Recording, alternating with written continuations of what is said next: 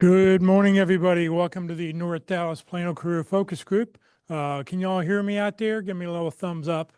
Thumbs up. Thank you very much. All right. It's October 3rd, 2025. We're glad you're with us this morning. Please note this event is being recorded and will be uploaded to the Career USA YouTube channel for others to view in the future. By participating in this event, you give consent for your name and picture to appear. Please note that any comments you put in the Zoom chat window will not appear in the recording. Well, good morning, everybody. My name is Jeff Morris. Back in 2007, I started facilitating and leading the North Dallas Plano Career Focus Group. This group's been around since the late 1990s. I took it over in 2007 when the prior leader landed a job. In 2008, I started a website called careerdfw.org, a website to help those unemployed in the Dallas-Fort Worth area. In 2012, I launched careerusa.org to help those around the United States. I have written a book called What I've Learned About Your Job Search That You May Not Know. It is available on Amazon, or I usually have copies with me. And since 2017, I've been a member of the practice interview team, also known as the PIT Crew, and you'll hear more about the PIT Crew in just a couple minutes. One of the things I like to mention, I just do this once a month, talk about Career DFW and the North Dallas Plano Career Focus Group are two different organizations. I started careerdfw.org to help those unemployed in the Dallas-Fort Worth area and now around the country. The North Dallas Plano Career Focus Group has been here since the late 1990s. There are two different groups. This is not the Friday group of Career DFW. The only common thread between the two is that I happen to lead both of them at this time. If anybody wants to take over this group and overthrow me, you're welcome to do so, but you're not going to get Career DFW out of my hands. Career DFW is a 501c3 nonprofit organization. We have no full or part-time employees. Everything I've done over the last 15, 16 years is just me donating my time. Our agenda this morning, we'll start out with success stories. We know we have one landing because we see donuts. We'll go job leads, 30-second introductions. We'll have everybody here in the room give their 30-second introduction first, and then we'll get the people online. Then hear from the Interview Success Workshop, the Practice Interview Team, and the Career Tip of the Week. And then our main event about the top of the hour, which is open forum today.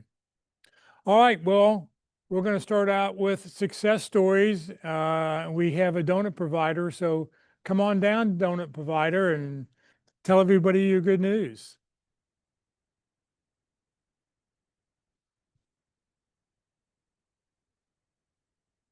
Hi, everybody. Grab the mic. You got to talk on the mic. Hi, everybody. It's Jama. Good to see all of you, kind of, sort of. I know many of you already know, but I wanted to, this is the only meeting I'm going to be able to make to bring donuts. There are 2 dozen Krispy Kreme donuts back here. Sorry, you're not here in person yet. Please eat them. That's what Walt asked me to do. So I landed. Okay, to be honest, it's been 2 years. So just not to make any despair, but I've been working this contract for the past year. I really didn't think they'd have an opportunity. They really didn't have any money. And unfortunately, someone left suddenly, and suddenly they needed me. So I got the call to take the job full time, and that's what I'm doing. I'm working for a manufacturing company called Gooch, Gooch, and Housego, Houscgo. If you're thinking about switching careers, I tell people I'm a living example. 26 years in hospitality, 8 years in healthcare, 2 years in the startup, and now I'm in manufacturing in HR.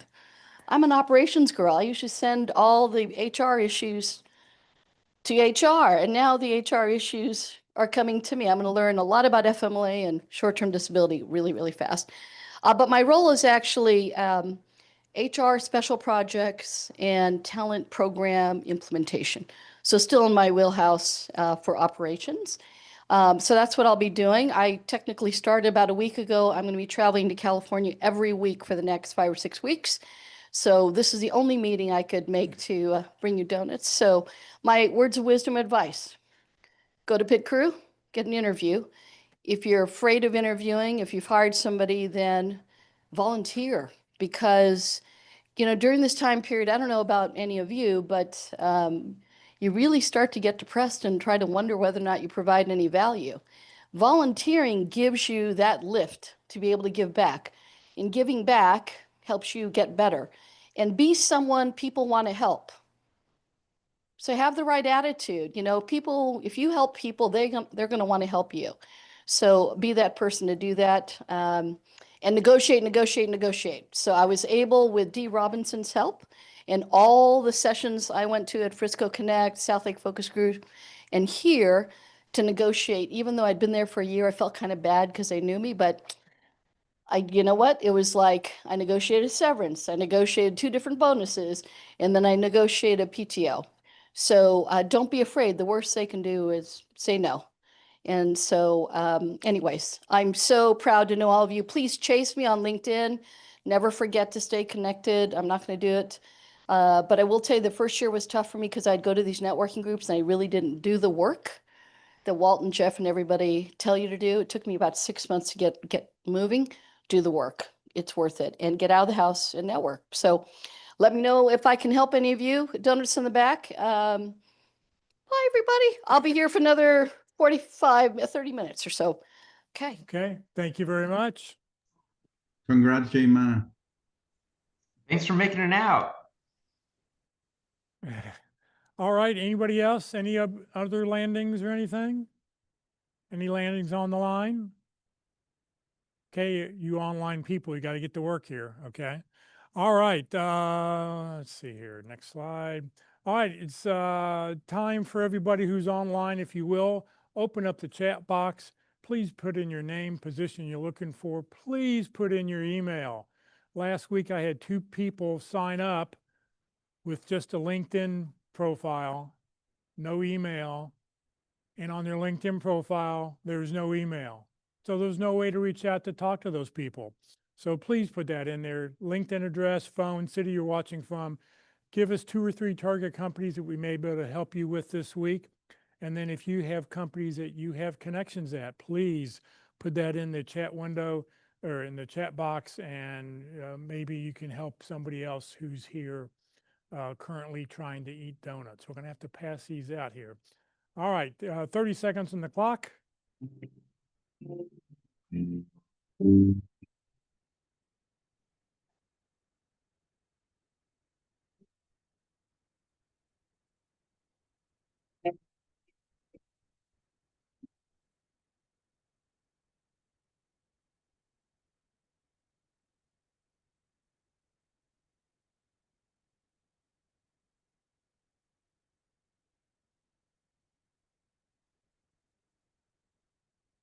If you're typing, please continue on.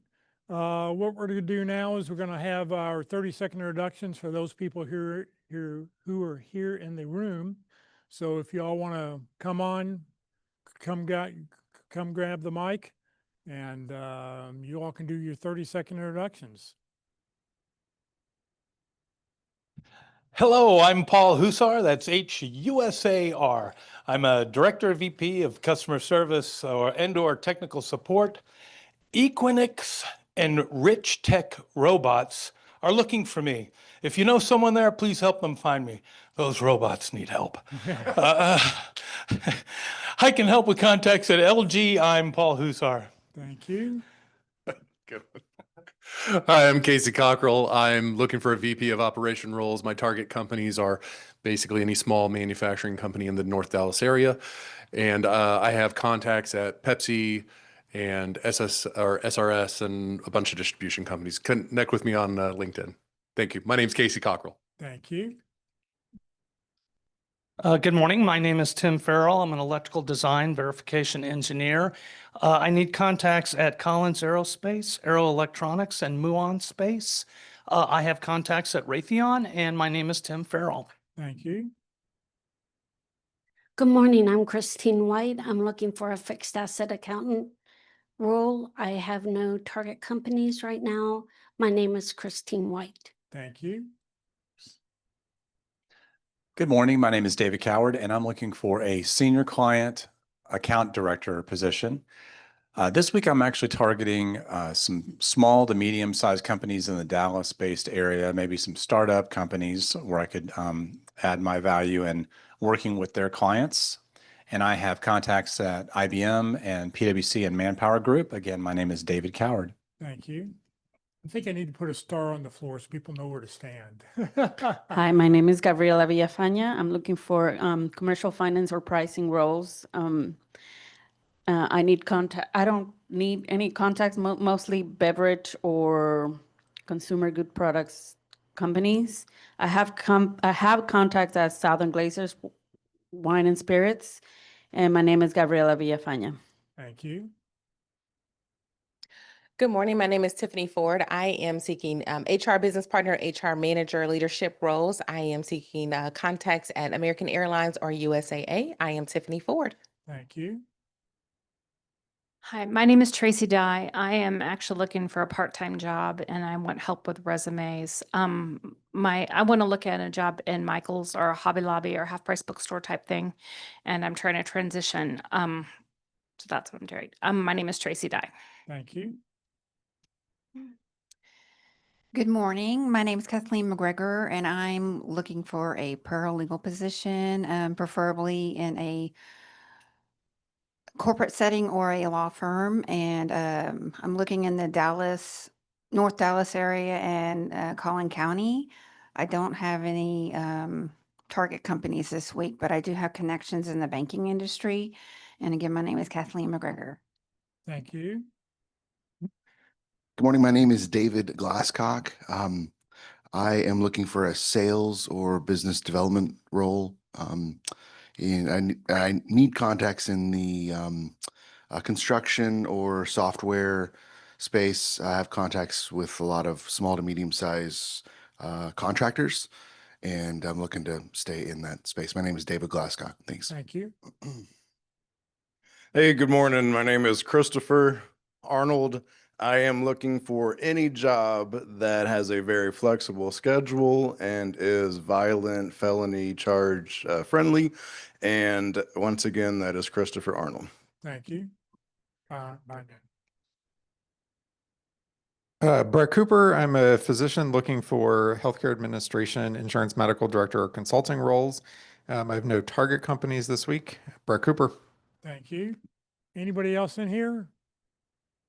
All right, let's go online. If you will go and raise your hand, go to highlight that chat bar at the bottom and raise your hand. That way I only will call your name once. So Miguel, let you start. Yeah, sure. Good morning, everyone. Good morning, Jeff. My name is Miguel Castillo. I'm looking for a VP or director in finance, mostly in the financial planning and analysis space. Need contacts this week at Flowserve or Eaton, and I have contacts at Amazon and airlines. My name is Miguel Castillo. Thank you. Matthew. Good morning. I'm Matthew Bianchin. I'm seeking a business development role. I do have contacts at Aramark and at Pepsi. This week, I do not have any target companies. My name is Matthew Bianchin. Thank you. Bill Miller. Yes, good morning. My name is Bill Miller. I'm looking for a VP or director of software engineering. Need contacts at Mark Cuban Cost Plus. I have contacts at Mr. Cooper, which is now Rocket Mortgage. I'm Bill Miller. Oh, no kidding. Thank you very much. Steve Selkin. Morning, I'm Steven Sulkin. I'm a director of operational excellence. I'm looking for contact at Cook Children's, and I have contacts at Baylor Scott and White. I'm Steven Sulkin. Thank you. Scott. Good morning, everybody. Scott Boudreau, Certified Planning Inventory Management. Looking for a supply chain job in central New Jersey or remotely, specializing in inventory control or production planning. Scott Boudreau. Thank you. Todd Haney. Good morning, everyone. Good morning, Jeff. Congratulations, Jema. My name is Todd Haney. I'm in customer success and implementation. I am looking for contacts at Cotality, Leads Online, and Motorola Solutions. Happy Friday. I'm Todd Haney. Thank you. Arlene. Is it Aileen? Hey, yes. Yeah. Hi, my name is Aileen Schutz. I'm looking for a job in either retail or wholesale buying or inventory management. I need contacts at Columbia Safety and Supply, and I have contacts at Michael's and 7-Eleven. So I think it was Tracy Dye that was looking for somebody at Michael's, so I can help you. And again, my name is Aileen, Aileen Schutz, Chustz. Thank you. Thank you very much. Michael Wilk. Good morning. My name is Michael Wilk. I'm a senior or lead quality engineer or quality manager. I'm looking in aerospace. I'm looking at Boeing and Collins Aerospace. I have contacts at Raytheon and L3 Harris. My name is Michael Wilk. Thank you. James Pence. Good morning. My name is James Pence. I'm a client relationship manager looking to help any company that is trying to strengthen that area, and or client success account manager, any type of that role. And I'd be happy to help. Please connect. Thank you. My name is James Pence. Thank you. Ogana. You're muted. Yes, Here we go. I am. Thank you. Good morning. My name is Ogonna Agu, and I'm looking for a contact in a development and compliance role in the logistics and supply chain industry. I don't have any contact industries today, and preferably one that is focused on ADA compliance. My name is Ogonna Agu. Thank you. Nikki Duncan. Good morning. I'm Nikki Duncan. I'm looking for chief of staff roles in smaller to mid-sized companies. I don't have target companies this week. I have a diverse network though, so if you see anything in my network and you need a connection, let me know. Happy to do that. I'm Nikki Duncan. Thank you. Rosina. Good morning, Jeff. Good morning, everybody. Congratulations, Jama. So excited for you. Well, my name is Rosina Gallman, and I am your Career Tip of the Week host, so I'll be back in just a few minutes. And I'm looking for a position as a senior talent acquisition partner or senior recruiter or senior corporate recruiter position. I need contacts at T-Mobile and TIAA for this week, and I have contacts at a variety of different places, so as we connect, you can take a look. Again, my name is Rosina Gallman, Senior Talent Acquisition Partner, Senior Corporate Recruiter, or Senior Recruiter. Thanks so much. Great. Thank you. Jim. Hello, I'm Jim Sinkovic. I'm in corporate HR looking for my next role as Director of Total Rewards or Director of Benefits. My last role for 8 years was at Vizient, so I have some contacts there. Contacts at Willow Bridge would be great. I'd be looking for that. And also congratulations to Jama. She was very helpful to me personally when I was first out, and I appreciate that greatly, so I'm very happy for her. Again, my name is Jim Sinkovic. Thank you very much. Brandon. Hey, everybody. My name is Brandon White. I'm personally looking for a technical sales engineer position or engineering application support, field engineer, something like that, and in the water or manufacturing industries. And my target company this week is Nalco Water, a subsidiary of Ecolab. And I have contacts in Frisco and Plano ISD and in Northwest Arkansas. My name is Brandon White. Thank you. Anybody else online we've skipped? Going once, going twice. My name is Humberto Rutia. I'm looking for customer success account management position. I need contacts at Gartner, and I have contacts at Microsoft. My name is Humberto Rutia. All right. Anybody else? Going once, going twice, going 3 times. All right. We don't have any recruiters online, so we'll skip that part of it. Time to hear from the Interview Success Workshop and a new poem for the day.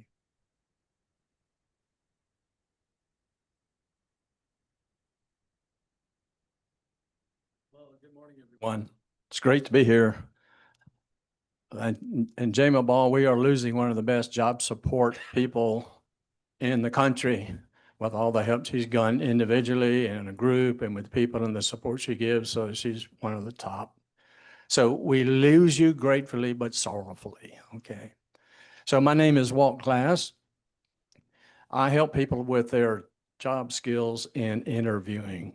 Wouldn't you like to have a mindset of energy and excitement and passion for meeting the person, feeling comfortable that you can demonstrate your abilities and your background and experience, and being able to build a rapport, enjoy the interview rather than saying, please God, help me answer these questions. So we want to move you from that point to this confident point. So we're going to start with the fundamentals of selling, because we're in a selling situation in the job search. And so in the sell, what I contend is, as I screwed up an interview many years ago, happened to be 25 years ago. I mean, I had interviewed people, hired people. I had this pat, and I got in the interview. There's not enough letters in the alphabet to describe how bad I did in that interview. I should say how badly for the English teachers. Well, so I did a deep dive. And so I came up with a model of saying, what am I looking for when I'm hiring somebody? It came down to who you are, your soft skills, your culture, your communication methodology, your personality. It came down to what you do and the skills that you have with your experience, your expertise, and your background and the activities that you can do. And then we combine those to say, and this is the value that I can bring. So I contend this way that I do gets us in the door. I am will help us understand who we are and why they want to hire us. And then I help is going to close the deal. Because they say, here, I can come help you achieve this and this and this. Why should I hire you? I'm this kind of person. I'm able to do these kind of things, and I can help you achieve kind of results. And so that's what the workshop is about. How do we do that? So I do it on Zoom on Tuesdays, 9 to 11. You have to be registered to attend. My email address is on my banner page on LinkedIn. I always suggest before you call anybody about anything, you look at their LinkedIn website, find something about them. Says, hey, I was reading your website. I saw this about you. I got a really nice request where the first person said, hey, I looked at your about section and all the things that you do with the workshop. And so I'd like to sign up. And nobody's ever said that I've got 1,164 interviews now. So that's the first time somebody did that. So I suggest that you do that. But I'd be glad to have you participate. It's a free workshop, doesn't cost anything. I am backed up. There's a queue. I'm out at least 3 weeks right now. I'd be glad to have you participate. The other thing is that it's informal. It is not a mock interview. It's very easy for us to just discuss, talk, try things out perhaps, stop and think, which is a wonderful idea to do in any interview. Pause, think about what you want to say. My guideline is, if you don't know what you're going to say, shut up until you do know what you're going to say. Pausing and think. It is really a very positive thing to do for interviewers. All right, so send me that email. I call it Learning Without Squirming, because it is very informal. Well, today I had to do some quick thinking on my feet because I had another poem prepared, but so I hadn't got it memorized. So let me take a look at this. Okay, congratulations, Jama, for the great news. We know you had successful interviews. So as you announce your landing this fall with Krispy Kreme donuts appreciated by all, your new company will now have a ball.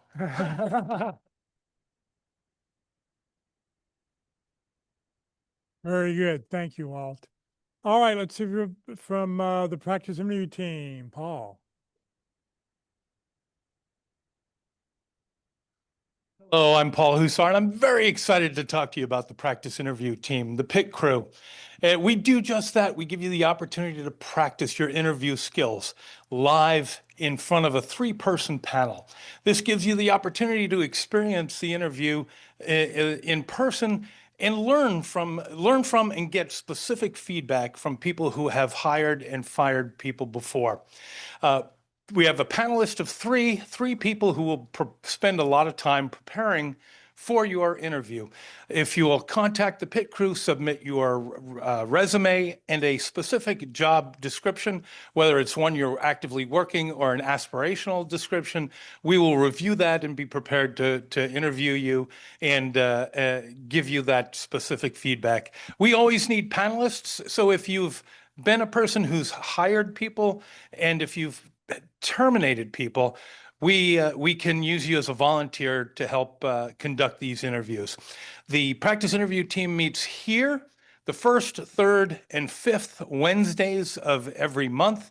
On the fourth Wednesday, we go remote and conduct the interviews online so we can reach a larger geographical group of people. Our motto is to practice early, practice often. So please take advantage of this great opportunity. Thank you. Thank you very much.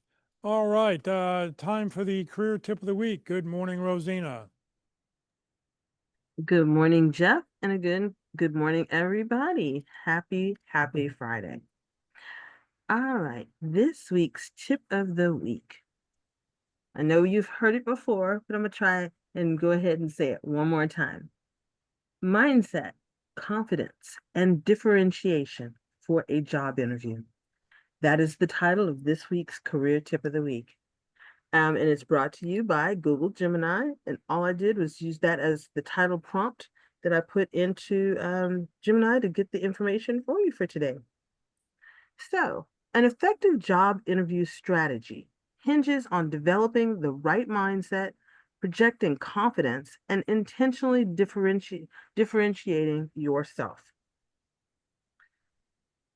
So with that said, these three elements work together to help you move from simply just answering questions to demonstrating your unique value to a potential employer. That's a powerful trio for jobs interview success. So here's a breakdown of how to approach mindset, confidence, and differentiation. First, mindset. Shift from a job seeker to a consultant. A powerful mindset shifts to stop viewing the interview as a test that you need to answer or pass, and start seeing it as a collaborative conversation to solve a business problem. Your mindset is the foundation, and it's shifting your perspective from being tested to having a conversation and offering a solution. So first, you want to keep an eye, or you want to know that you're on equal footing. So recognize that you're also interviewing the company to see if it's a right fit for your skills, ambitions, and professional growth. And remember, you are interviewing the company just as much as they are interviewing you. So this equalizes the power dynamic, reduces anxiety, and helps you to determine if the role and culture are a good fit for you. Your goal is to understand the company's problem. So that's the job opening, and then offer your expertise as the solution. This focuses the discussion on value, not anxiety. Next, you want to embrace a growth mindset. Adopt the belief that you can improve your interviewing skills with enough practice and expertise. And if you make a mistake, acknowledge it, learn from it, and focus on delivering a great answer to the next question. Next, you want to stay positive. Frame any negative experiences or perceived gaps in your resume positively. Turn I can't statements into I can statements to combat imposter syndrome and self-limiting beliefs. You want to also listen to your own positive self-talk.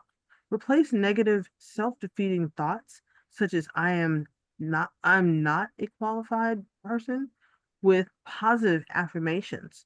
I bring value and experience to this role, or I am prepared and capable.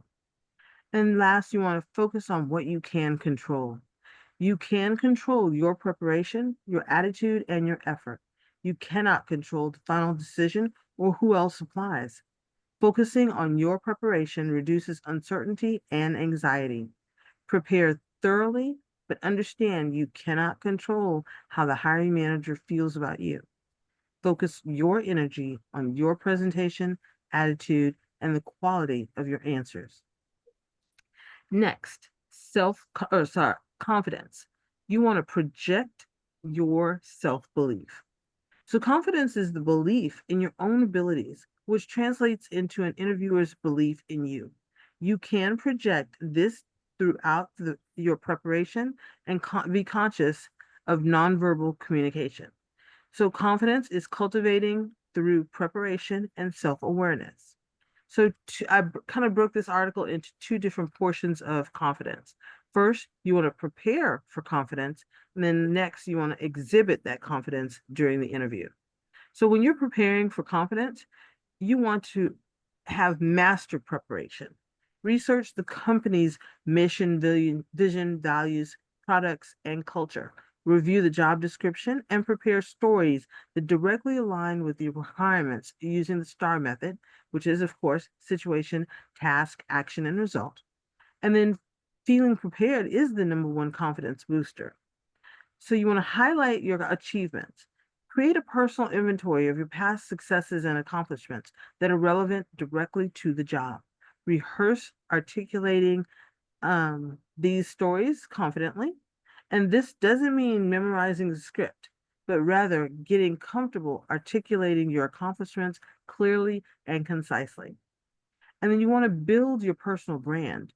Know what you're really good at and what makes you unique. Having a clear and authentic personal brand will help you exude confidence. And then you want to dress the part. Choose professional attire that makes you feel polished and comfortable. Feeling good about your appearance can significantly increase your self-awareness. Now, as far as exhibiting confidence during the interview, you want to use positive body language. Nonverbal cues are critical. Sorry, hold on a second. Sorry about that.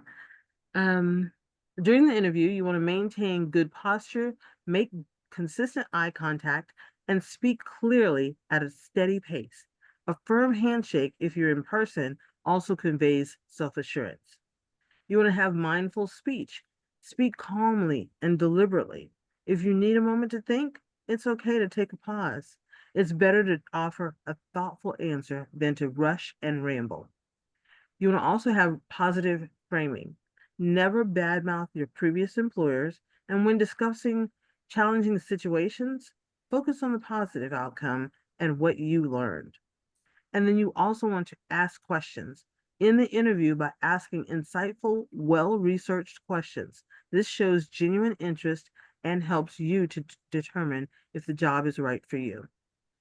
And then third, differentiation. Be memorable. Many candidates have the required skills. You're up against other people just like yourself, very highly qualified. So differentiation is what makes you stand out from the other qualified candidates. It's your unique value proposition. So first, you want to showcase your brand or your unique selling points by identifying what makes you different. Is it a unique combination of technical and soft skills, a specific expertise, a particular achievement? Weave these USPs naturally into the answers. For example, if you brand yourself as a data-driven problem solver, ensure your STAR stories highlight that. Connect your skills to the company's needs. And instead of just listing your achievements, frame them in the context of the company's specific challenges and goals. Talk about their pain points and then how you can be the solution. Next, you want to provide specific quantifiable results. Generic statements like, I successfully led a team are very weak.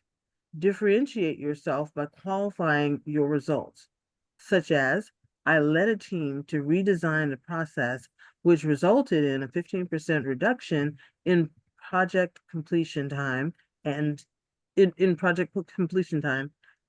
the company $50,000 annually. Make sure you have those quantifiables and those specific results. You want to also ask insightful questions. The quality of your answers, or the quality of your questions show your engagement and analytical ability. So go beyond basic logistics. Ask questions that demonstrate that you've thought critically about the company's challenges and the role's strategic impact, such as, What are the most significant challenges facing this department over the next year? Or how is the success of this role measured, particularly in the first 6 months? Next, you want to connect your skills to their needs.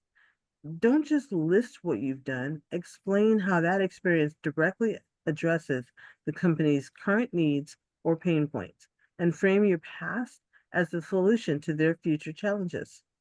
You want to go beyond the job description. Show that you understand the big picture. Reference a recent company news article or product developments or market trends to demonstrate in-depth research and dedication. You want to deliver a leave behind. Consider creating a post-interview packet with a recap of how your skills align with their needs, or a 30, 60, 90-day plan, or a personal pitch deck, as we've learned earlier in the year. This can make a lasting impression for the hiring team after you've left. And then let your personality shine. While professionalism is important, don't be afraid to show your authentic self. Employers want to hire people that they'll enjoy working with and who will fit with their team and culture. And then don't forget, customize your follow-up. Send a personalized thank you note that references the specific point discussed in the interview and reiterate your interest and how your unique skills and perspectives would benefit the company. Now, I put in to this article 3 Career USA resource videos. There's several others out there if you just search under confidence or search under mindset. But these specific ones have been recent. One is creating a personal pitch deck. So that'll kind of show you how to create that leave behind document. And then the other 2 are the selling interview by Walt Glass, which happened a couple weeks ago, and then identifying your brand and personal, your value proposition, and that was by Nikki Duncan, and that was just, I think, within the last week or so. So just review those videos for enhanced ways of making sure you're sharing your information in the best way possible. And so these 3 elements, mindset, confidence, and differentiation, work together to help you move from simply answering questions to demonstrating your unique value to a potential employer. And the additional Career USA videos provide reminders of how to tie your unique skill sets together for a great delivery and personal pitch deck leave behind item to represent you in the decision-making process or the decision-making meeting after the interviews are complete. I hope all this information and the videos will help you, just as reminders again of how we're all working together using these 3 items to have a better job interview and a more successful presentation during your interview. I wish you guys a happy Friday, fantastic weekend, and I'll see you again soon. Thank you. Thank you very much. All right. Today for lunch, we're going to go to Mama's Pizza, 1145, 2130 West Parker Road. It's on Parker, about a half block west from Custer. Pizza buffet, big salad bar, and of course, the hot cinnamon rolls are the very delicious dessert. So come join us today at Mama's Pizza. All right. If you want to receive today's material, please make sure you've got your email in the chat window. And for those here, you fill out either a little white slip of paper or checked off on the roster. You'll get a link to the YouTube video when it gets posted, a copy of the career tip of the week that Rosina just read. You'll get a copy of the Zoom chat. So please make sure you've signed in legibly, very important. And just for everybody online, please include your email. These are the people I can't find because if you look at their LinkedIn profiles, none of them have an email address. So why are you on your LinkedIn? Because recruiters can't reach out to you. They can send you in-mails, but only about 9% of people actually read an in-mail and reply to it. So like I said, 2 people last week had LinkedIn profiles in the chat window. And when I went to look at their profile, there was no way for me to contact them. So, please, if you're on the list, please make sure you put your information in the chat window. All right, for our main event today, if you've got questions, just please open up your mic and ask them, because I'll be running around the microphone. Today, we're going to do open forum. We'll talk about whatever it is you want to talk about. So please let us see your let us see who's out there. I'm going to stop sharing so we can see everybody, or everybody who wants to show themselves. So questions, what questions would you all like to start out with? I've got one. I want to know what makes you different. We just talked about, so about differentiation. What is it what's your line that you use when somebody says what makes you different? Come on, speak up, speak up. I didn't hear your question online. Could you not hear me online? Yeah, I've got the headset.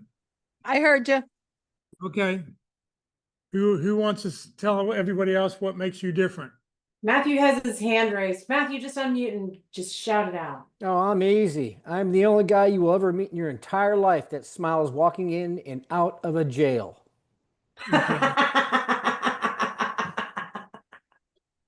Good. I'm very detailed and documented. You got to wait till you get the mic. Yes, sir.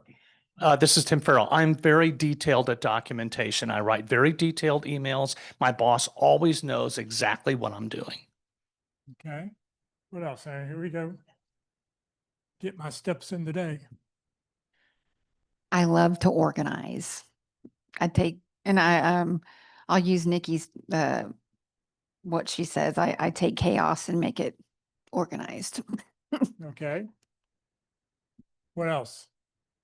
What makes you different? We used to have a gentleman here who worked in the aerospace industry, and he used to say, I used to break airplanes. I enjoy breaking airplanes because as a test engineer, it makes sense. Anybody else? My gift is making people feel seen. Good, good. Hey, Jeff, here. Go ahead. So I'm in finance and I actually care about people. So not only with the people that I work, but the people that report to me. So I develop them, I'm people centric. Most finance people are stiff banker looking types. Yep, good. Well, similar to Miguel and the person that spoke before him, this is David Coward, and I have a real skill for helping people feel comfortable to share what's important to them. Good. This is Casey Cockrell. I have a gift for inspiring loyalty in my employees. That's always a good one. What else?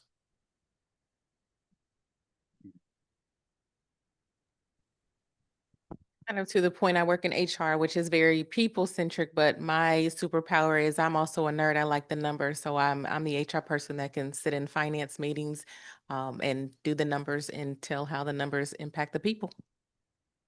That's a good one. So this is Aileen Schutz. And what differentiates me is I have experience with both retail and wholesale.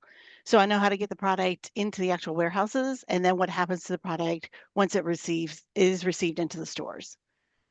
Good. What else? There we go. I think I can say that I'm a jack of all trades. I working for the company that I was working for a long time. I learned how to do cost, inventory, pricing, financial analysis. So I guess anybody can ask me about anything and I would probably know a little bit about that. Okay. This is David Glasscock. I think I can pretty quickly build rapport with just about anybody through a pretty quick conversation. All right. Anybody else? James Pence, I guess the best way I can put it is helping someone that I'm speaking with just be relaxed and be themselves and be authentic and open to dialogue. All right. Well, one of the things I'm sort of question now is, do you use what you just said in your 30-second introduction? Because you're trying to set yourself apart from everybody else. You know, think about maybe rewording your 30-second introduction to include that comment, to let everybody else know what it is you do. I used to tell people, if they ask me what I did, I allow small business owners the opportunity to take extended vacations, because as a general manager, operation manager, I'll run the day-to-day operations. Owners don't have to be there. So just. Hey, Jeff, Yes. this is Nikki Duncan. I have one that I always used in my last job, that when I was being introduced to new people and they said, "What do you do?" I'm your who, what, when, where, why, how gal. If you have a question that starts with that, you call me. Good. I couldn't explain my job. It was too long. All right. Okay, what else can we talk about? What would you question about job search? Here we go. You mentioned about using bios with recruiters, and could you elaborate on that? Okay. Well, my opinion is you do not send out a resume until you have a job description, because how do you know what they want?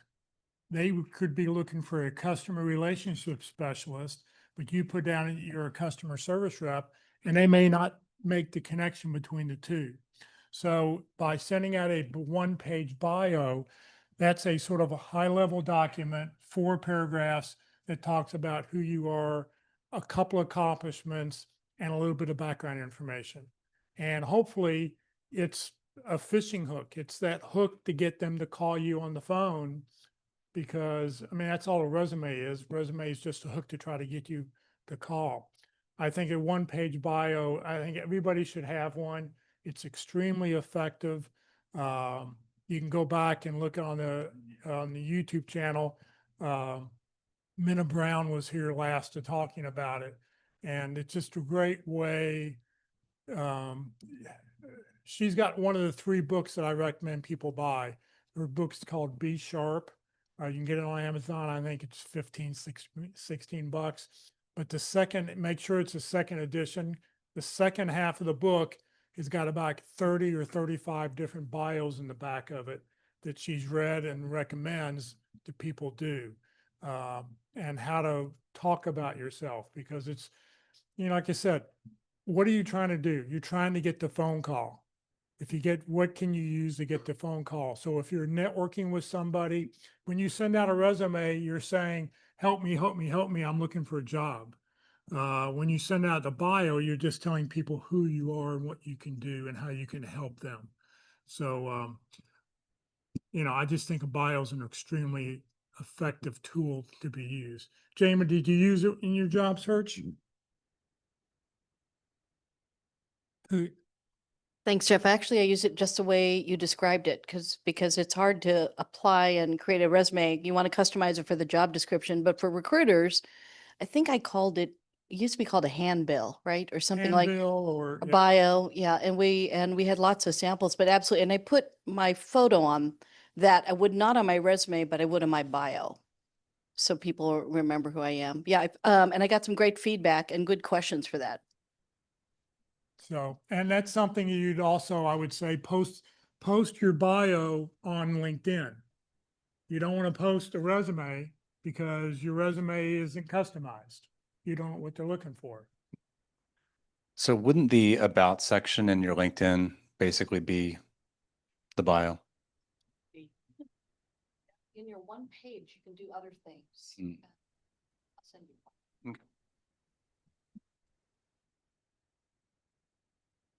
I would say the difference between your LinkedIn about section, you want to make that more bullet pointy, right? Because if a recruiter's looking at that, they're just scanning, right? Because they looked at you.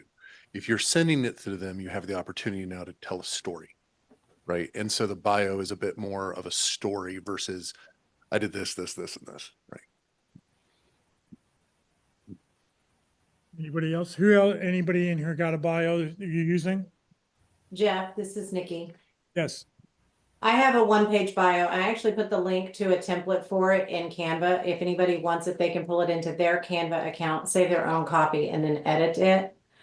But I have it on my profile and I use it, you know, like you're talking about with recruiters and stuff. It's got my picture, like Jama said, and it just hits the biggest highlights. And it's got bullet points, you know, to Casey's point. And my LinkedIn bio about me section, we're allowed 2,600 characters in that. I think mine is 2,580. I used almost every character I could in that about section, because that's where I can get all of those keywords and things embedded in my profile so that people are finding me when they search. And your bio is not going to cut that. Right. Jeff, I want to say something about Nikki's bio. Nikki doesn't use bullet points, but this is a very bullet point oriented bio. It's just short sentences that express the concept. There's no paragraphs. Yeah, there's different ways to do it. I mean, there's no. I think Nikki's is great. Yeah. Not wrong.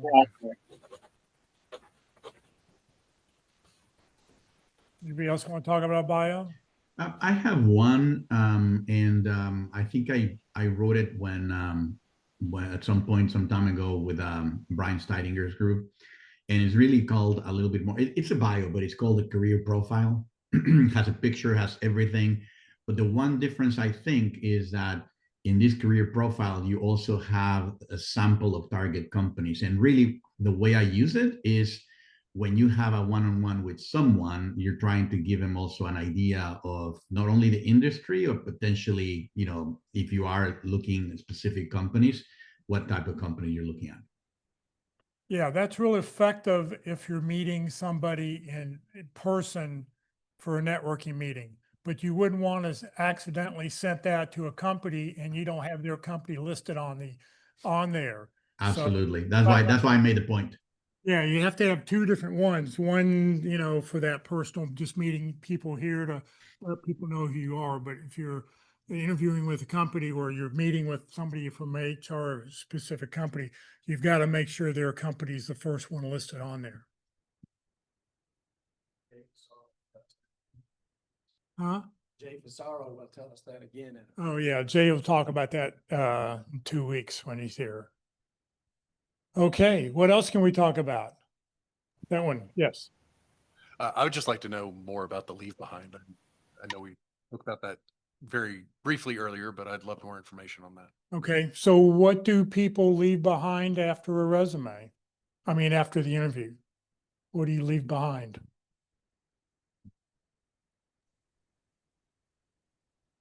Anybody online? What do you leave behind? A lot of annoying emails following up. A lot of annoying emails. Yeah. I mean, one thing that you can leave if you develop a 30, 60, 90 day, you know, kind of a plan, that's one thing that you would be wanting to leave behind. You know, I think on that first interview, it's probably with a recruiter. They're just trying to knock stuff out. You're not going to leave much behind with them. But your second and third interview, when you're actually meeting with a hiring manager, you then do want to leave something behind if you can. I'd leave a bio automatically. I'd have extras with me to leave and then follow up. I know I remember I had an interview down in, I forget, it was south and west of here.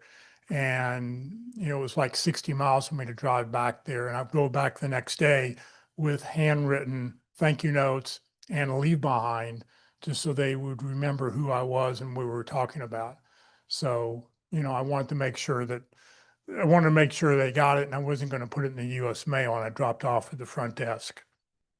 Didn't get the job, but that's okay. Good experience to do that. What else would you like? You leave a 30, 60, 90 day thing? Yes, go ahead. Hand up, Todd. Todd Haney? Oh, your hand's up, so. Oh, is that the cursor? All right. Yep, that was a cursor. All right. Sorry, Jeff. Let me get the cursor off the screen. All right, there we go. What else would you leave behind? Sort of review what you talked about the day before. Just a couple extra words, this Walt, on the leaving behind your 30, 60, 90-day plan. Take care, Jama. She's leaving us now. So we should prepare a generic 30, 60, 90-day plan based on what we can see in the job description. And then as we go through interviews, we start updating that with actual information that they're telling us what the needs are. The 30, 60, 90-day plan is not I'll get to know everybody, I'll talk to everybody and find out problems, and I'll spend the next 30 days in the bathroom trying to figure out what I'm going to do. So, but put together something that is generic like that, but then you want to tailor it the more you learn. So you may not want to leave it behind too early until you find out some information and what's going on. That's through your questioning and what's hot to you and what your problems, et cetera, not going to help you, that sort of thing. Then you can tailor that. Now, the other comment is don't give away your intellectual property. Don't tell them how to solve the problems. So you can tell them what you will face, but do not really get into how you will do anything. If they want to know how, say, right after you hire me, I'll go into more, or during the interview, you can express that. So that's just a word on that particular thing. And so there's different kinds of plans that you can put forth. But how many people do you think leave behind a 30, 60, 90-day plan? Extremely low, right? And you do. And so how do you think that will differentiate you in a positive way and also be memorable? So it's not just an option really for you. We should be out there trying to accomplish that. And you've got to make sure that you ask everybody that you interview with, what's the most important thing you need me to do? And then include that in that 30, 60, 90-day plan that you send back to that person. I think it would be more valuable just to give a framework of your 30, 60, 90-day approach, because for me, the first 30 days are look, listen, learn. I don't know what I'm going to have to do until I get there and see what's being done now. The second 30 days, consult with my team, get input, make plans. Then the final 30 days, you're training, testing, planning to execute on day 90. So I think there's value in a generic 30, 60, 90-day approach, but I wouldn't give specifics till I'm in the role. Yeah, I remember I started a job out in Greenville, Texas, and the first 30 days, I called each individual person in the office to tell me about you, tell me what you do. And it was just some people, they said, well, I've got 2 grandkids and whatever. And I said, well, that has nothing to do with work. But, it was always interesting how people had what their mindset was, what they were talking about. But, by doing that, I went and fired 3 people and hired 4 others back that had been fired before I started there.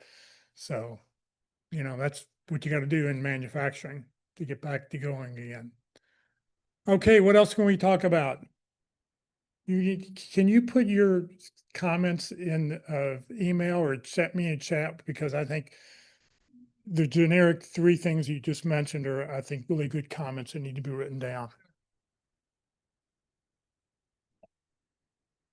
Okay, I'm going to agree with you on the start, but not on the finish.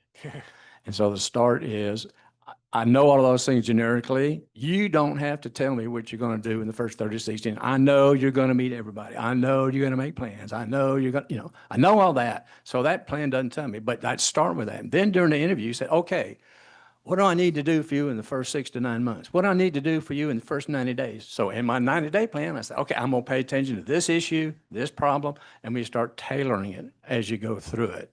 So start out generically. But if you put individual, hey, I know this company, I know what's going on, I know what's happening, I can demonstrate that and put that in there, you're way ahead of that. So I don't fight with you. I agree with you.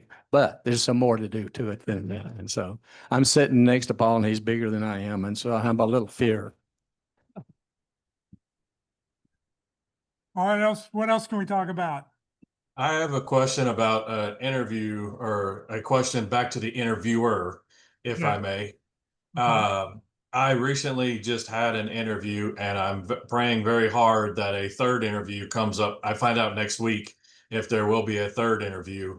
And one of the questions I had asked to the interviewee, or the interviewer, excuse me, was that and then this wasn't the exact terms, but can I rely on your support? Can I rely on you giving your support to when they talk to the hiring manager? This was recruiter speaking with, and what she replied is, you're not the only person to ask that, but I can't honestly answer that. I have to talk to the hiring manager. They look over your resume and the answers I provide them, and we all make a decision, and I'll let you know one way or the other. So you'll get feedback next week. But having not either yes, giving me support directly or not, I'm really praying hard that this one works out. So I'm trying to ease the mind, so to speak.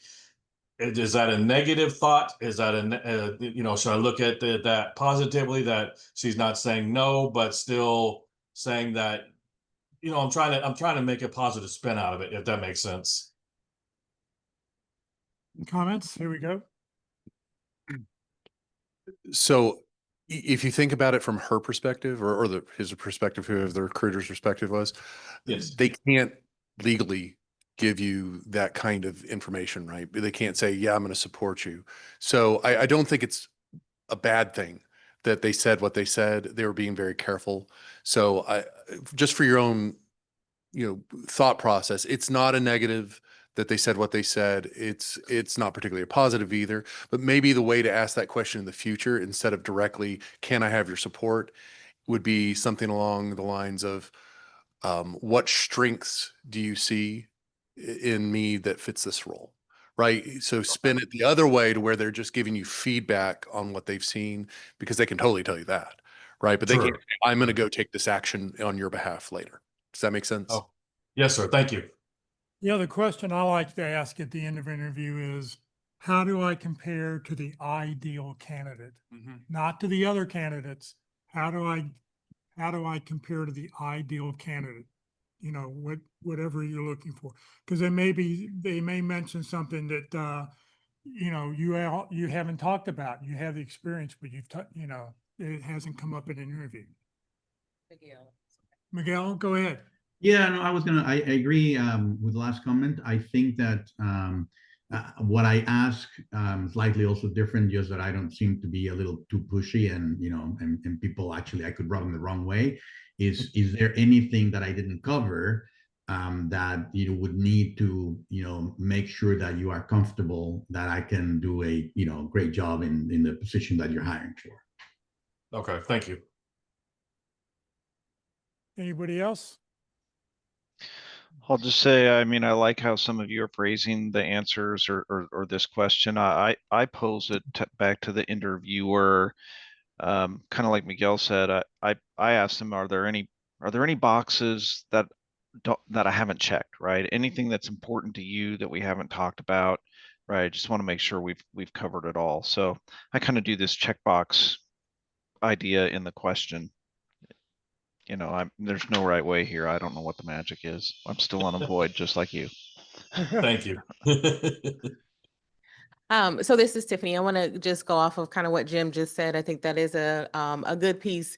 And I'm going to come from my experience in leading TA. I will say we're not going to fight, like Wall said.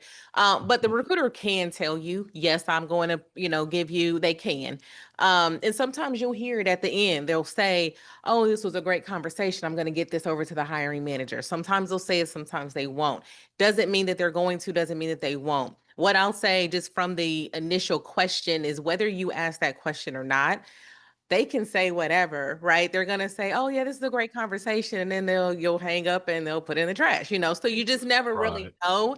And so it's a lot of things that we can talk about here, but it really just depends on what that recruiter was set out to do. Sometimes it is just checking the box. Sometimes it is looking for a specific strength. So they can tell you that. I don't think that it necessarily is a good or bad thing that you're asking that question. I think you can absolutely ask it, but I don't want you to get your hopes up of what they're saying, because sometimes, that's just what they're going to tell you. And then they've told that same thing to 12 other people, and the hiring manager only wants 4, right? So it doesn't mean that you weren't a great candidate, but sometimes I've had hiring managers that are like, Tiffany, I don't want more than 5, right? And I'm like, oh, I got like a good 10, right? So then I have to go down. So I do think that asking that question at the end, like Jim said, what is there? Is there anything additional? And things like that, because sometimes they are checking that box. I think that's a good way to do it. But they can tell you, or they can or they cannot, but don't get too hung up on it. But I think a good part is, like Jim said, is there anything else? And if they start going into a lot or they say no, you may have answered everything that they need at that time. Okay, thank you very much. I can't keep my mouth shut if it's about interviewing. And so we're talking like the close now, on the close. And so this is just one part of the close, is trying to get some feedback. And so there's multiple options that you have for that close. And the dependency on the close is dependent on how much you feel they want you. A great interview, great discussion, you covered lots of things, it's gone well. I can do a stronger close than I can another one. So let's talk about a team interview. Team interviews don't make decisions on hiring you or not. They want to say, yeah, I think this person can do the job. And yes, I think they can do well in the team. All right. And so a question I would ask the team at the close is, do you see me fitting into this role? Okay. Will you get an answer? Probably not. Just like it was stated earlier. Legal's got all tied up, can't say anything. But is it harmful to ask the question? And the message to the question is more important than getting an answer to the question.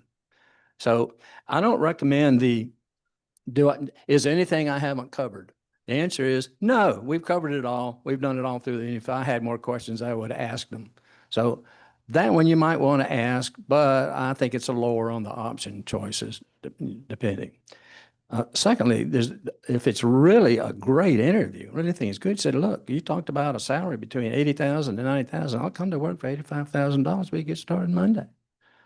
Now that's got to be really strong. It's got to be to the person who makes the decision, and it's got to be a great interview, and it's got to say, hey, let's get started. So one person did that and found out that he went out, canceled all the rest of the interviews, and got hired. And somebody better might have come along. But that's a very, very strong close. On a scale of 1 to 10, how do you see me fitting into this company, in this role? That numbers people like numbers. And so if it's a numbers person, that's a possibility you say that. Would you recommend me for the next step? That is a very strong close as you go along to the process, and very similar to the question you said, would you support me? It's another way of asking that question. And so, but that also was saying, hey, I want you to recommend me.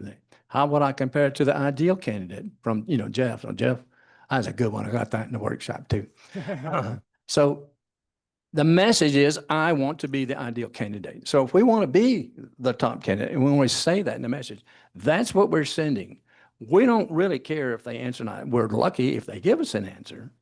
There's also a question some people ask, do you have any concerns? Did I check all the boxes? Is there something missing? All right. That's a possibility to use. I actually used that in my last interview, and they said, well, I'm concerned about your multitasking. Immediately, I have to resolve that concern or I'm not going to be hired. So can we talk about that? And then I'm going to tell you how I can handle multitasking for that. So that's another option that you could put in. So look at your question options. And so even if you want to ask AI, say, what kind of closing questions can I ask to see if they might send me forward or that I will progress in this, whatever it might be, and see all the different questions, that may come out for that. But it's important to ask those questions. I call it a trial close. How does it look? How's it going so far? What do you see? Is that going to be a possibility? We also need to know all their steps in the interview process in order to know what's going on, what's happening, how many people I'm going to interview, who's going to hire me, who sets the salary, et cetera, so that you know everything so that you can understand also, hey, they're interviewing 8 candidates, and you walk in and say, how many have you interviewed for so far? 7. All right, I'm number 8. None, I'm number 1. So those kind of things are going to help you also. And when you close and say, hey, I know you're going to interview other people. However, here I am. I'm ready to go. Let's go forward. So that's just some comments and thoughts that you can have on how you can close. We ought to ask questions to see if we can get some information on where we stand. The good news is they are not showstopper questions. They will not get after us for asking. They probably won't answer. And I talked too long. Thank you. Getting back to the what we would potentially bring to an interview, is it talked about a bio earlier. Would it be a good idea to bring something like that, or an expanded resume that has more kind of meat on the bone for everything that you've mentioned and that you put forward in the resume that got you the interview in the first place, just for additional info and additional perspective as to what you did and your qualifications? As long as it relates to the job description, you can talk about it. If it's not in the job description, everybody here is doing a lot of great things. They don't care about it unless it comes up in when you ask, well, what's the most important thing? Because some resumes, I know a company I worked for 13 years, all the job descriptions were a binder, and we just had to pick a job description out of the binder as we were hiring people, and we didn't get to modify it. So you never know if, one of the questions I've heard interviewers ask is, did you write this job description? What's missing? What do you need done that's not necessarily talked about in this job description? Because if you can find those kinds of things out early in the interview, it'll help out. What kinds of things should you take with you? I have a book that would go with me. I would have a layout of how I look at the what do you call it? The flow for people, because I always put myself at the very bottom, like supporting a pyramid, because everybody who's above me, I'm there to support them to make sure that they have the equipment they have, that things are fixed, that things are ready to go. So I'm, if I'm not balancing everybody above me, I always have an organizational chart. I would take past data that I've gotten at a company. These are things I can't leave with you, but these are the kinds of things that I measure that I can, evaluate. So there's also things you can take.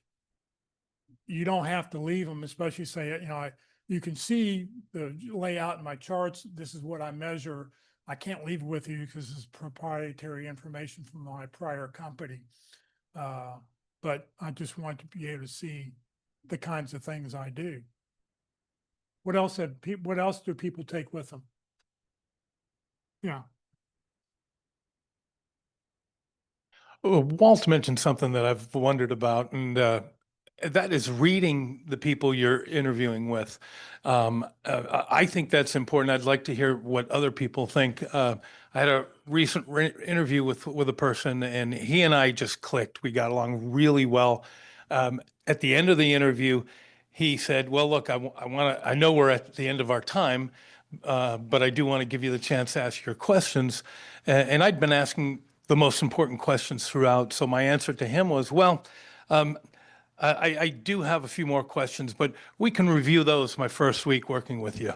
And he loved that answer. In fact, I found out later when they told me I didn't get the job, and I didn't get it for the right reason. They were looking for a data guy. I'm a leader. So they called me back. They told me that he loved that. They all loved me. They might have a leadership role coming up.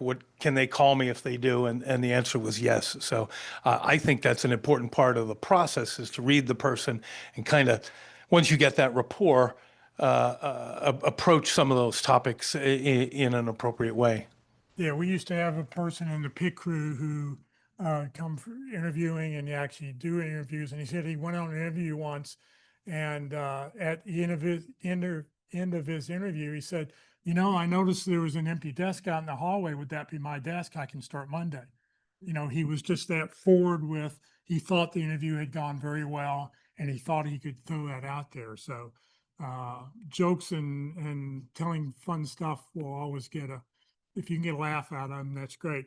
And if you do get that no, follow up with them in 60 days, 60 to 90 days, just to let them know that you're still out there, you're still very interested.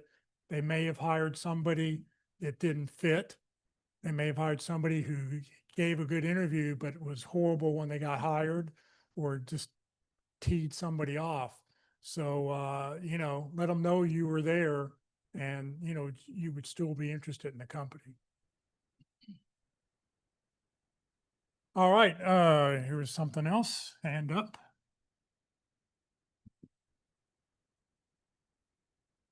Yeah, a question I've wanted to ask during interviews, but I'm thinking if I ask the question, it will hurt me, and I'm wondering what y'all think. And my question would be, will you be my supervisor for the indefinite future? Because I want my supervisor to have a stake as to whether I'm to be retained or not.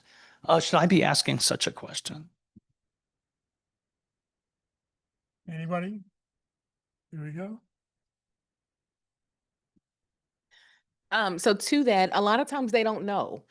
So we'll go through different, you know, reorgs and things like that, that they can't necessarily tell you that. So probably maybe some of us have even started. I know I've started with the position, and 2 weeks later I got a new manager, right? They didn't know that at the time. So I don't know that question is going to give you what you are looking for. Will you be my manager in 2050? They can't answer that, right? So I don't know that question has a lot of value to what you're really trying to get at, because they can't give that to you. Good. All right, what else can we talk about?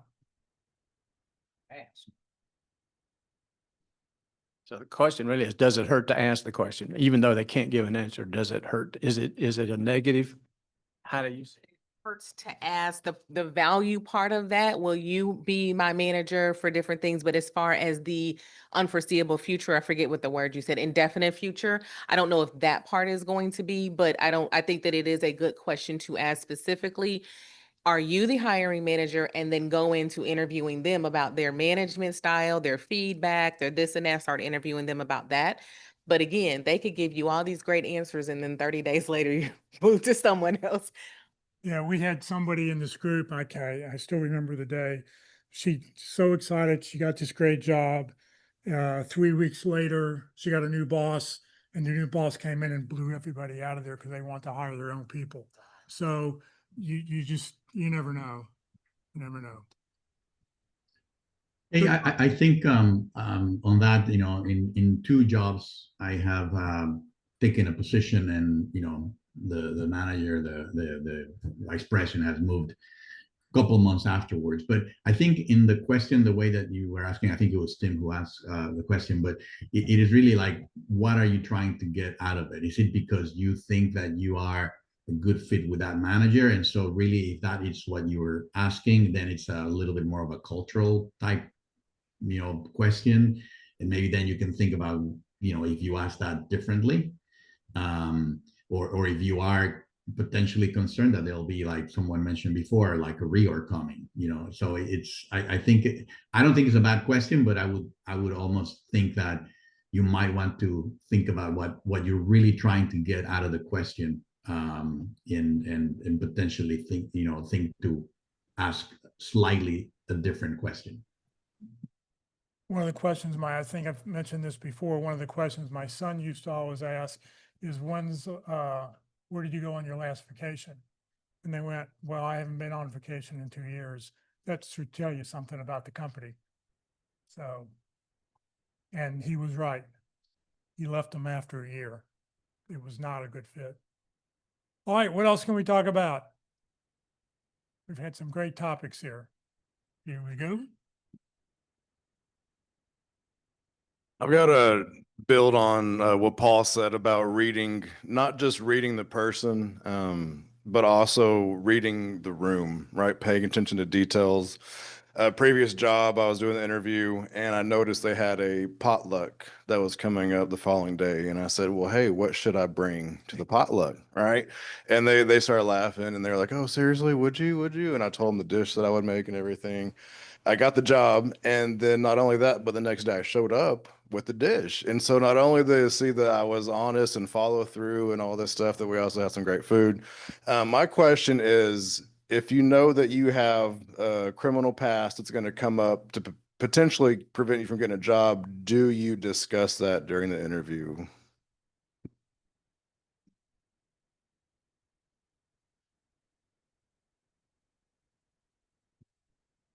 Not until they offer. Don't give them the reason to not hire you. Get them to want you first and then say, okay, now I want to tell you, you're going to find this out about me in the background. Here's what you're going to see. You're going to give them all the information that they're going to find in the discussion. You're being upfront.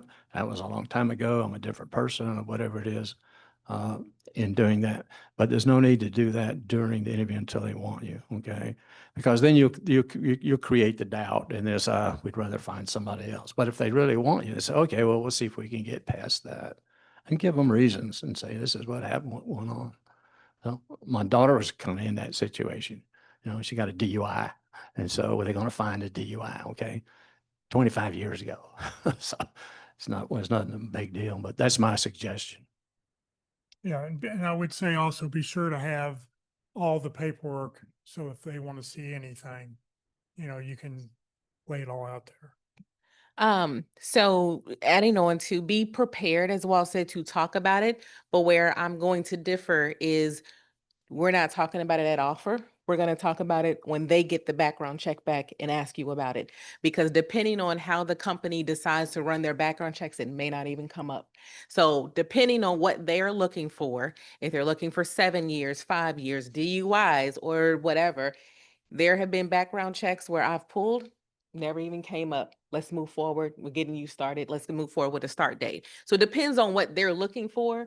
And like Walt said, if you bring it up, now now I'm judging you, or now I have things to hold against you when it didn't even come up on the report. Let the report bring it up and have the recruiter reach out to you and say, hey, now we need paperwork, or now we need to have a conversation. So wait till that background check comes back and then decide to have it. Because a lot of times you've already put on your application, so don't lie about it on your application. But until the background check comes back, if it doesn't come up, we're moving forward. Well, hold on. I worked for a company and I was instructed as running the Dallas office that when I interviewed people, because I had to hire those staff we were establishing a new outfit here, I was instructed to ask in every interview, when we run our background check, what are we going to find? And if what they said in the interview didn't match what came back, they weren't hired. Yeah. But, we asked up front, I always asked up front for this one job, and I would ask that anytime now, anybody I interviewed. I like your point, Tiffany. My question is, are they even going to call us back and tell us about the background investigation? That information, that paperwork that they run on you. So if when the background check is run, depending on depending on your city, state, and things like that, so they may have 3 days, 5 days, or whatever, they do have to do that preliminary part where they have to give you, again, depending on where you're at, 3, 5, 7 days to get the information. They have to send you the report of what they have found, and then you get a chance to refute it. If if something comes up, this isn't me.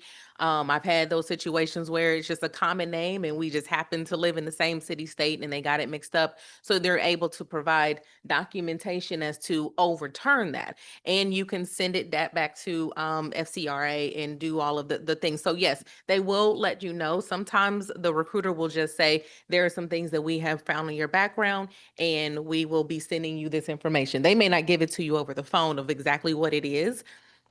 But they cannot deny you until that time is up, where there's 3 days, 5 days.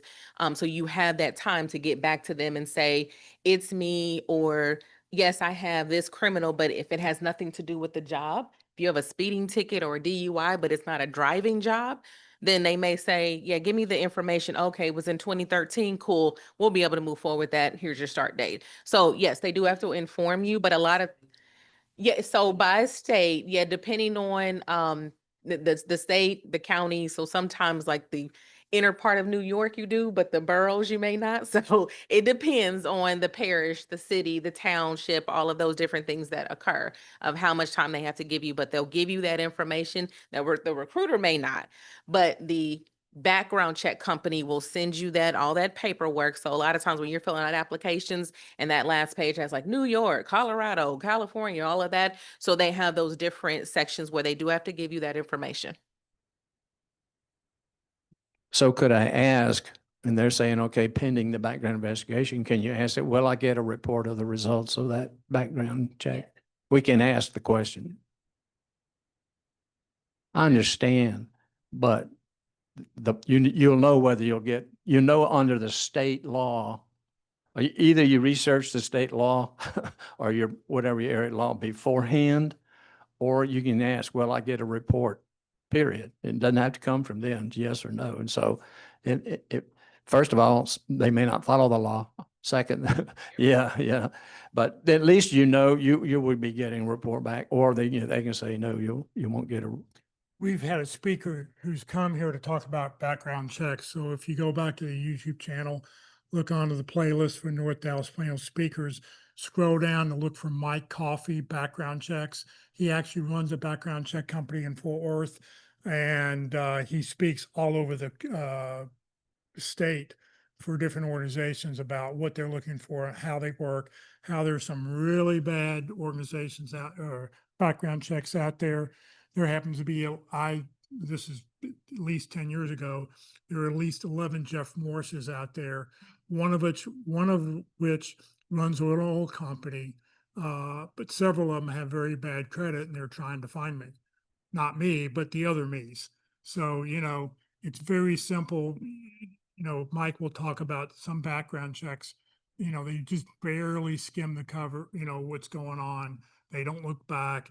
His firm, actually, they physically go to the courthouse to look up records to verify what they're doing is, but you're paying $150, $200 for his background checks versus $10 for an online background check.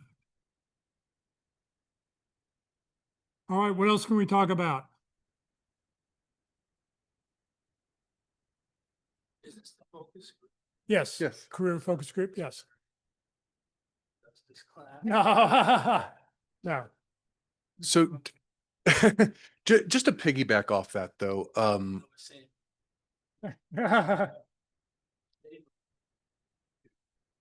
how do we overcome negative self-talk? Because I feel like there's a little bit of that going on.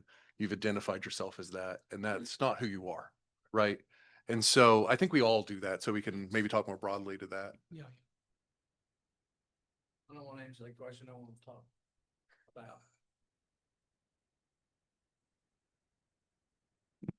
about. Next Tuesday at Frisco Connect, October the 7th, Lauren Smith, resetting your mindset for a confident career comeback. Okay, so she's going to speak on that very topic. I can't be there because I do the workshop on Tuesdays, but you might want to attend. I recommend that everybody. I would love to hear what she has to say there. And so Frisco Connect. Stonebriar Church. Stonebriar Community Church in Frisco. Tuesday, 9 o'clock. Yeah, just go to stonebriar.org and register, pre-register. Yeah.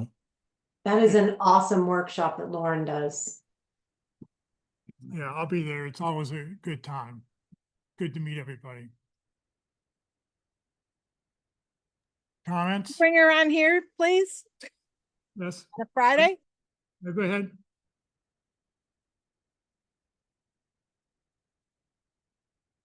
All right, what else can we talk about?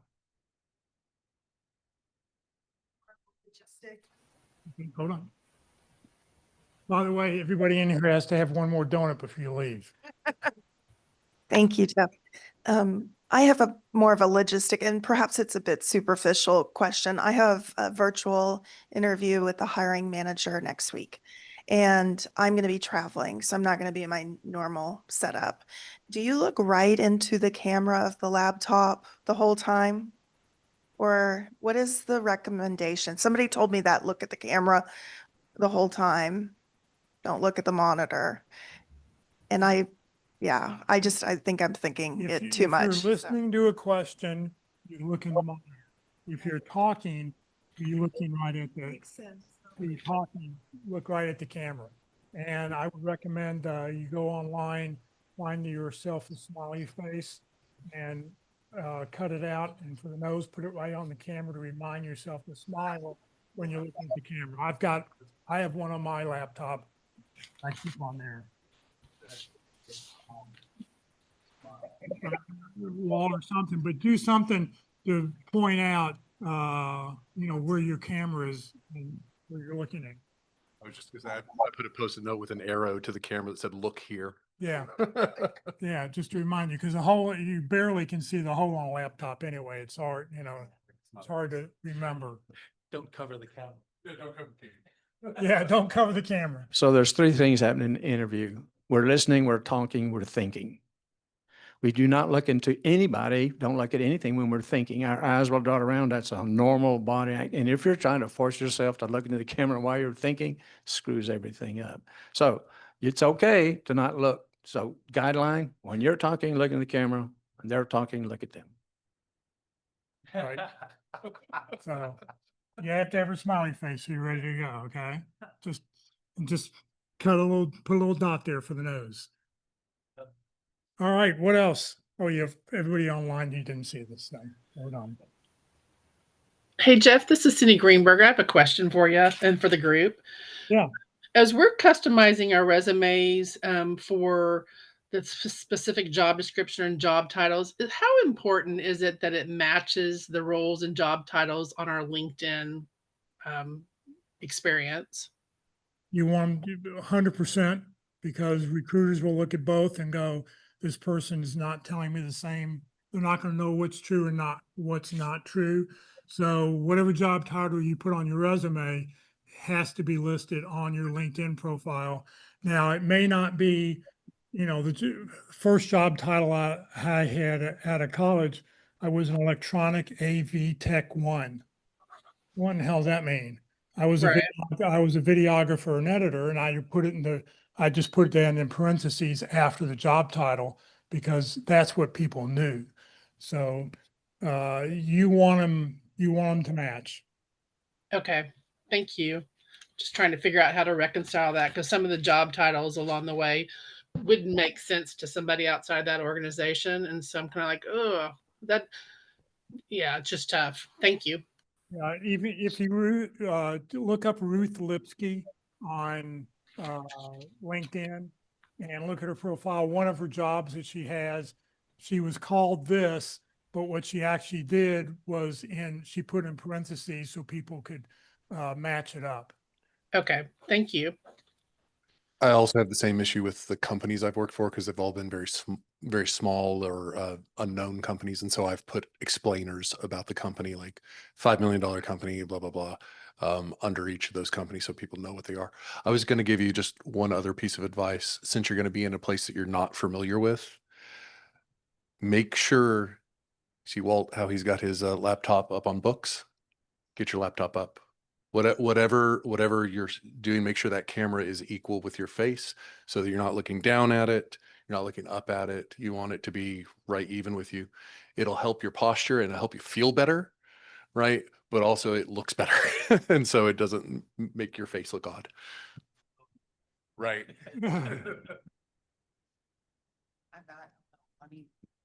Also, if you can, sit in front of a window because it's natural light opposed to like this kind of light. It really makes you look washed out and pale.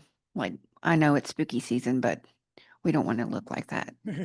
To be clear, Kathleen, you mean sit facing the window, not with the window behind you, right? But yes, facing a window. Right. Makes a difference. And don't have a ceiling fan on behind you. That just drives me crazy. Because then you're in a disco. Right, right.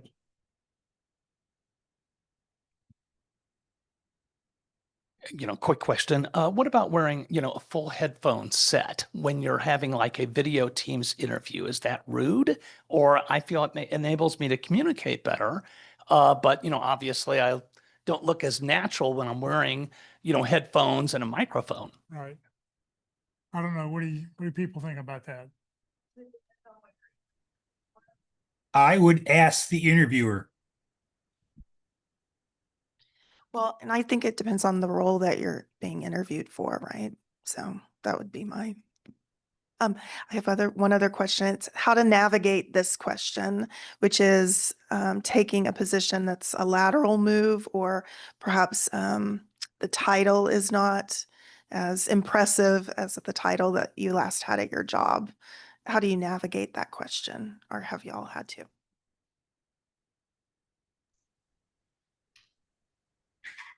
I want to go to the headphone question. Wear whatever is going to make you comfortable in there. Sometimes when you get on and people will start off by saying, oh, I'm going to keep my camera off, or I'm going to keep it on, or I'm going to wear this. They're just letting you know. You don't necessarily need permission, but it is sometimes good because a lot of times in interviews, people are making assumptions. We all have these bias. And so sometimes it is good to just address it and say, you know what, I'm going to put my headphones on. It helps me to hear better. And that way the interviewer knows, oh, okay, this person isn't just trying to, whatever their assumption is. And sometimes there's no assumption at all. But sometimes it is good to just take 5 seconds to just address it and say, hey, I'm going to put these in because I think I can hear better. And just make it that easy. And that way the interviewer knows, but no, it's not a big deal. Let's take a poll. Raise your hand if your candidate wears a headset and it bothers you. I don't see any raised hands in the room, nor do I see anything online. So it's not that risky to wear the headset, okay? Personally, I mean, I'll pipe in. I think it's a non-issue in this remote day and age, right? Just don't be interviewed by him.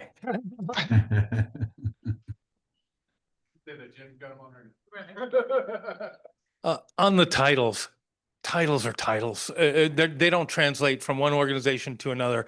I'd be surprised if it comes up.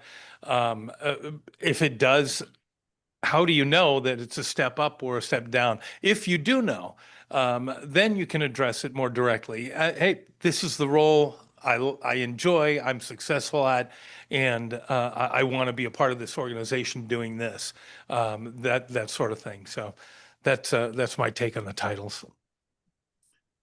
Yeah, I agree with that. I had raised my hand and it was not about the poll from Walt. It was to answer this question. And I think it's true. It just depends many times, not only on the semantic or like the way that companies will call certain positions, but the other part is also depending on the size of the company.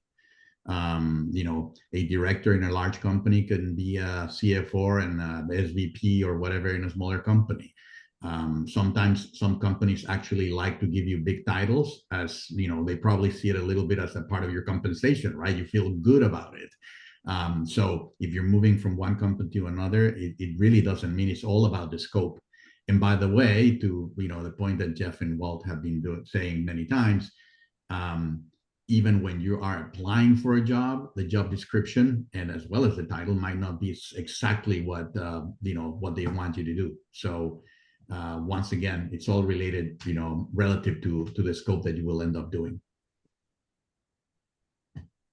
Yeah, I'll reply to that question also in a different way. I actually applied for a job that was an individual contributor where I had been a manager for years. And the hiring manager asked me directly, this is not a management position. Why are you, essentially saying it's a different title, it's a step back. Why are you interested in this role?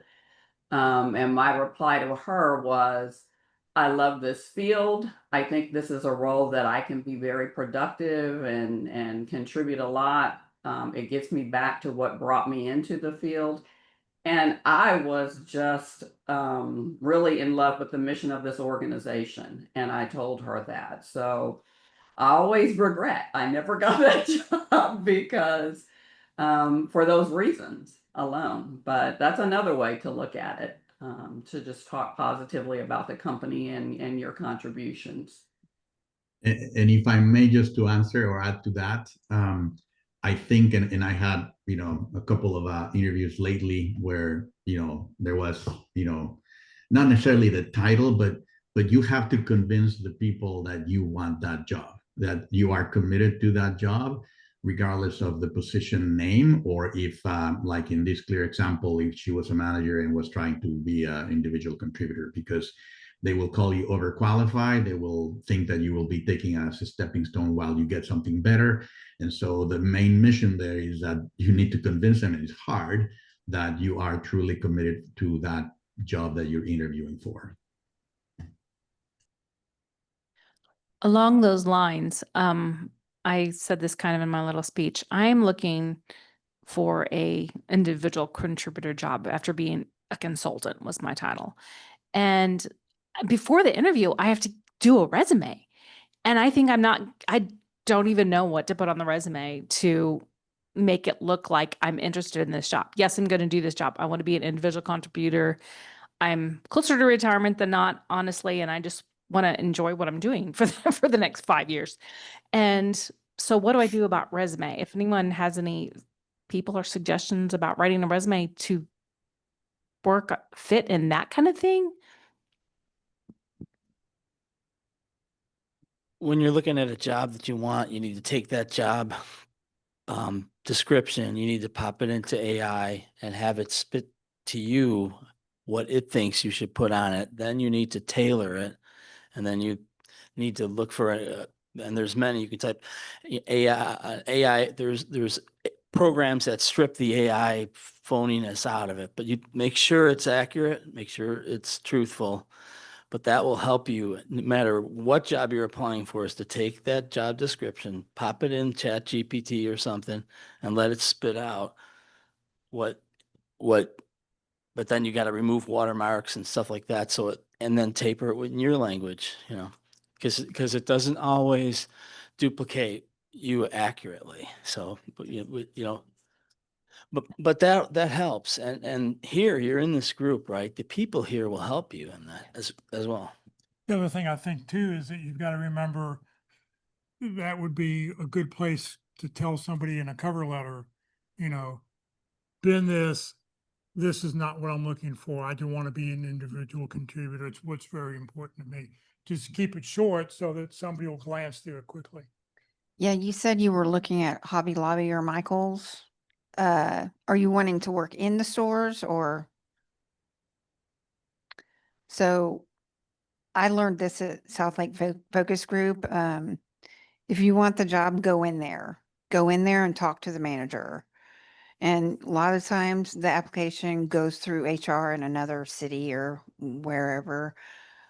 But like the one guy wanted a job at Lowe's, I think, and they said, hound him every day. Go in there every day, get your face in his face.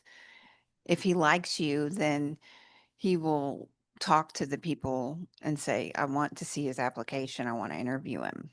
So just put yourself out there. It's awkward, but Okay. What else?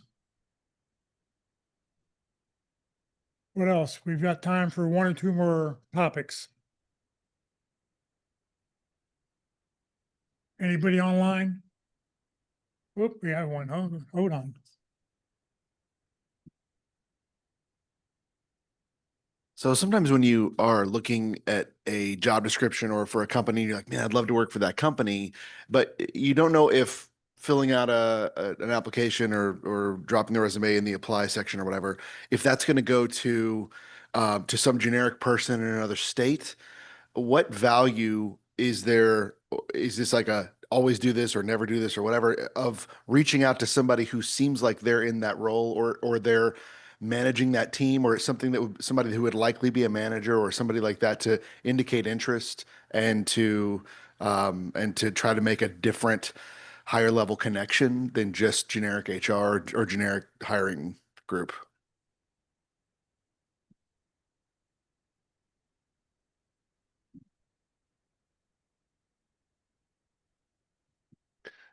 So there are different levels to that, right? Because you're talking about networking into the company. So if you're just shooting them a LinkedIn connect or, you know, random message in mail or something like that, that's still a good thing to do. I mean, there's no harm in it. You're not going to lose the job based on that or anything like that. But you probably are not going to necessarily like they may not check their LinkedIn, right? You may never get to them. So that's like lowest level. The next better level is if you know somebody who knows somebody at the company, go talk to them and see if you can get them just to introduce you to them. Because I'm much more likely to talk to somebody that a friend of mine introduces me to, or somebody I even just know introduces me to, and then you can start that conversation. But that's how you can get in there, and it's not going to hurt you. Like the worst thing they're going to do is say, I don't want to talk to that guy, right? And no harm, no foul. Or they're going to want to talk to you because you took that step, and then you've shown something, and there's like, hey, I don't even care that you rejected his the ATS automatically rejected his thing because that happens, right? Bring him in. I want to talk to him, right? And then that's how you can get it. So try the steps. You know, I just want to say, you reach out to anybody you can reach out to. You reach out to the hiring manager. If you're in the company, you're not sure who the hiring manager is, who has a job title that sounds like they could be, just reach out and see if you can make the connection, because they can do it. You know, it's Dennis O'Hagan used to talk about the Barney Fife method of job search. You know, if you Barney Fife, you got one bullet and you keep it in your pocket. So when you load it in your 6-shooter, you don't have much of a chance of hitting the target. You want to go on, you want a full load so that no matter who you contact, maybe one of them will get you to the right person. The last thing I wanted to say on that is if like you don't have a connection into them, but you still really want to get their attention, send them a letter, right? Get a blank note card and send them a letter, because I get 100 emails a day. I look at 2 of them probably. But if somebody sends me a note on paper, hey, that's cool. That's weird. I'm going to look at it. If you don't want to do the Steve Zipkoff method of getting your, no, it's Steve, no, not Steve, the guy who used to be on TV. Forget his name, used to be a guy on TV. He said he is trying to get his girlfriend a job at Channel 33. And he put the resume on a top of a cheese pizza and took it in and said, I know this is cheesy, but will you look at my resume? And she got a call and she got hired within a week. So something different to what's going to set your resume apart. And make sure when you contact anybody, if there's a job number, make sure in the title you put, you know, applying for a job title XYZ. So let them know. Just a reminder, this is Walt. Your question is not only, do you know somebody? It's, do you know somebody, or do you know somebody who knows somebody? And then you can mention the name or the company or whatever you're looking for. The 6 degrees of separation increased the chances of you being successful with that question 6 or 7 times higher. It's almost like 50% chance of that being successful. So ask the 2nd degree as well as the 1st degree. Good, we answer. Reach out to everybody. There's no wrong way to do it. All right, anybody else? One more question? Anybody online? Anybody in here? One more question? Okay, let me get up to the computer here.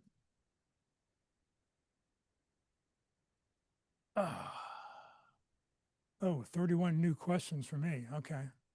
I'll look at those later. All right, please make sure you've got your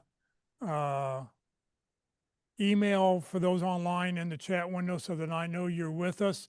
So next week, Mike Chapman will be with us. We'll talk about the open enrollment update. He was here about a month and a half ago, and there were certain things he couldn't talk about until October 1st. Well, it's now October 3rd. he can now talk about all that kind of stuff. So he'll be with us to answer any questions you have about open enrollment and how to get what's going on with anything for the end of the year. On the Career USA YouTube channel, this video will be posted. Click on playlist, and then at the very bottom where you see view full playlist, click there, and I'll become a list of all the different topics in chronological order that you can scroll back through, and whatever topic you're looking for, you can go back and watch it. Just know that all the North Dallas ones, the speaker won't start talking until about 30 minutes into the video. Next Tuesday for LinkedIn Tuesday, Locke Alderson will be with us. How to use LinkedIn for job hunting strategies to get results. So that'll be next Tuesday at 1 o'clock. Next Wednesday, the practice interview team is meeting in person. They'll be right here in this room. So anybody in the Dallas-Fort Worth area, you can come join us and watch one of 3 different interviews that'll be going on. For those of you outside the DFW area, or you can't come and you still want to get some interview experience, we're recommending next Wednesday that you watch session number 9 of our 13-part workshop. It's called Demonstrating Enthusiasm. Very important thing you'll want to do. So you can join and watch that video. If you don't get the link, just go to the careerusa.org website, and under the USA training, just look for Interview Wednesday, and the link will be there that you can go and you can watch it at your convenience. Yeah. Tuesday is right here. So upcoming next Friday, 2026 open enrollment update. Then on the 17th, a really good speaker, Jay Fusero, will talk about effective networking. He's got one of the few books that I highly recommend. There's not one thing he's put in his book that I disagree with, how to do your job search. It's really a good book. And then on the 24th, resume writing tips. It's going to be a live resume critique with Ashley Thomas. She's a career coach. Nikki found her, and we'll be putting out an email the week before looking for about 20 resumes. We'll take all your personal information off of it, but we'll be showing resumes up online, and Ashley will be reviewing them online so everybody can see that. Hey, Jeff, Yes. people can start emailing those to me now if they want. Okay. If you want to send your resume now, send them to Nikki. Put a comment in the chat. That'll remind me, and I'll make sure it goes out on the chat tomorrow. Today, come join us for lunch. Mama's Pizza, 2130 West Parker Road. It's on Parker, a half block west of Custer. How many people think they're going to be there so we can know how big a table to get? 1, 2, 3, 4, 5, 6, 7. So 8. If you can get a table for 8 would be great. Thank you. All right. For everybody else, thank you very much for joining us today. Have a great weekend. If you're going to go State Fair in the next 7 days, have a good time, and we'll see you all next week.